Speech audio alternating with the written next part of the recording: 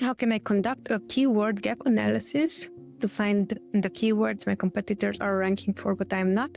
So you can do that by using a tool that we're also using internally from Hidden. You can use Cerebro, and what you can do, you can literally look up your ASIN and then add up the top 10 competitors and see where they rank on specific keywords.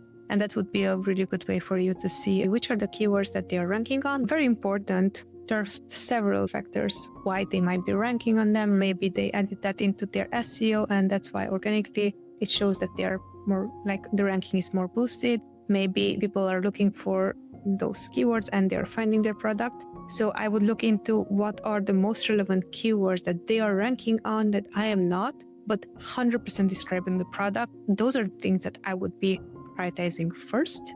And then second, are there any outliers when it comes down to that's a relevant keyword that I have not thought of, but they're ranking for it. So that could be the next step that I would prioritize.